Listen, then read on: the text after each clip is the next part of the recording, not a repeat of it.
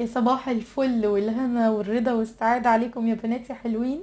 عاملين ايه؟ يا رب تكونوا كلكم بألف خير. وحشتوني جدا جدا جدا من اخر فيديو.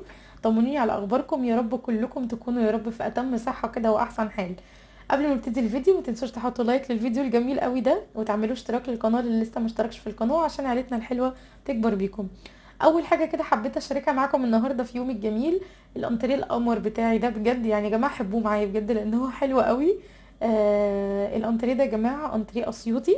ايوه زي ما انتوا سمعتوا كده، ده انتريه اسيوطي للناس اللي هتقول لي بقى ده قدم وده مش عارفه ايه. لا بجد الانتريهات القديمه بتاعت زمان خشبها يعني لا يقارن ابدا باي انتريه من الانتريهات اللي احنا بنشوفها دلوقتي. انا كمان هحط لكم صور لشكل الانتريه قبل ما يتعمل وقبل ما يتنجد ويتشد. يعني بصوا ده شكل الكرسي قبل ما يتنجد وقبل ما يتعمل فيه اي حاجه. ده انتريه انا يعني حماتي الله يرحمها، اهل جوزي كانوا بيستغنوا زي ما قلت لكم عن العزال بتاعهم، فانا اخدته. لان الانتريه بتاعي القديم كان ضعيف جدا فبعته، وقررت ان انا هاخد الانتريه ده وهشده وهعمله مودرن لان الخشب بتاعه فعلا لا يقارن باي خشب موجود دلوقتي. واقل اقل اقل انتريه دلوقتي بيتجاب بمبلغ فعلا لو هو خشبه كويس شويه. بس كده ده الانتريه بتاعي. كل اللي انا عملته انا بختار ديزاين، يعني انتوا بتختاروا شكل يكون ينفع يتعمل على الانتريه ده. لان في ديزاينات الحقيقه ما تنفعش ان هي تتعمل على الانتريه ده. انا كان عاجبني قوي قوي شكل الانتريه ده، وكنت مسيفه صوره الانتريه ده عندي على الموبايل من زمان. فلما خدت الانتريه ده عجبني، كنت عايزه بقى ايه اخليه يطلع بالشكل ده. فاديتها للمنجد، وده شكل يا جماعه الكنبه قبل ما تتنجد برده زي ما انتم شايفين. هو عباره عن الخشب بتاعه، طبعا انا بشيل خالص التنجيد بتاعه اللي هو القطن وكده.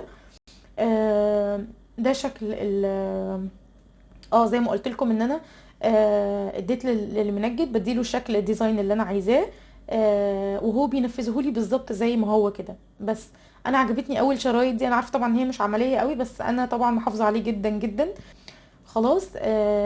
بالنسبه للقماش بتاعه انا كنت جايبه القماش بتاعه من سوق التلات، متهيألي اغلبكم يعرفوه، هو موجود في فيصل. ارخص مكان ده ممكن تجيبوا منه قماش. لان طبعا انت بتجيبي للانتريه بتجيبي كميه قماش، يعني مش بتجيبي متر او اتنين، انت بتجيبي كميه. تمام. بالنسبه للقماش اللي هو بتاع المخدات انا كنت اللي هو قماش ايكيا. انا كنت جايبه 2 متر بس، كنت كمان قلت ايه علشان اكسر اللون بتاع الانتريه ما يكونش نفس المخدات من نفس القماش بتاع الانتريه. فجبت لونين كده مختلفين، قلت علشان ايه يعني اكتر اللون بتاع الانتريه.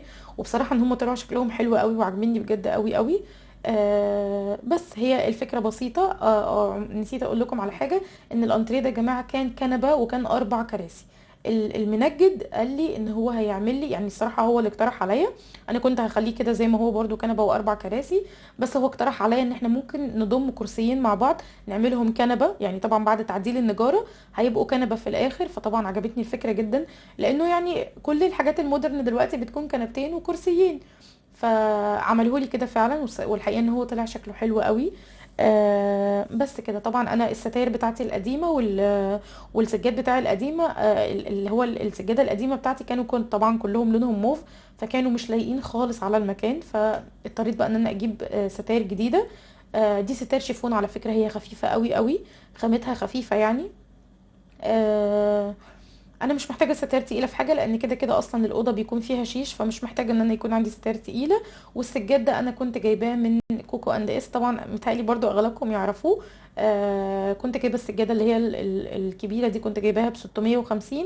والرول اللي هو تحت الشباك ما بين الكرسيين ده كان بالمتر. انا مش متذكره قوي المتر كان بكام، بس تقريبا كان المتر كان ب 80.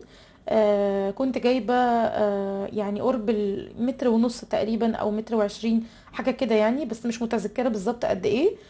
بس عموما هو بيكون على قد المساحه، انت بتجيبي على قد المساحه بالظبط. انا كنت عشان لقيت السجاده صغيره شويه على المكان، فجبت اللي هو الرول الصغير ده يعني يكون ما بين الكرسيين. بس كده غيرت السجاد وغيرت الستاره وخليتها كده اوضه يعني جميله وشيك. بس يعني الهدف من الفيديو ده يا جماعه، انا عايزه اقول لكم بجد بجد فعلا خدوها نصيحه مني، اللي عنده حاجه يعني خشب قديم زي ده اوعوا اوعوا بجد تتخلصوا منه او اوعوا تستغنوا عنه، لان الحاجات دي عايزه اقول لكم ان هي بتتباع بملاليم يعني. رخيصه جدا. ولو انت ما عندكيش انتريه اسيوطي او مش عارفه تاخدي انتريه اسيوطي من حد، ممكن تروحي لاي حد من بتوع الخشب المستعمل وتشتري منه واحد وانت تنجديه، انت تنجديه على الديزاين اللي انت حباه. فاهمين قصدي؟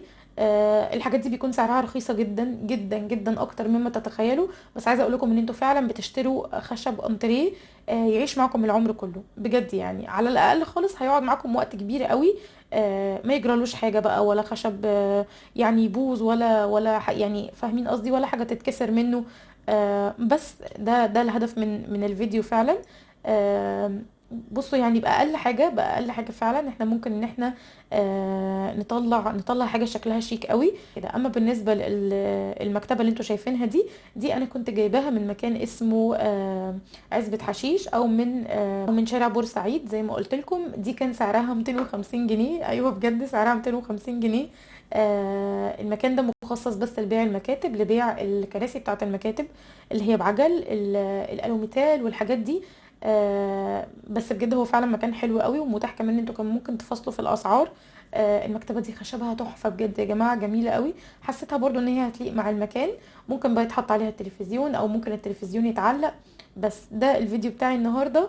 وفعلا الرساله اللي انا حبيت ان انا اوصلها لكم من الفيديو ده، اوعوا تستغنوا عن اي حاجه فيها خشب قديم عندكم. الخشب ده يا جماعه كنز في اي بيت. بس كده، اسيبكم في حفظ الله وفي امان الله، بحبكم جدا، مع الف سلامه.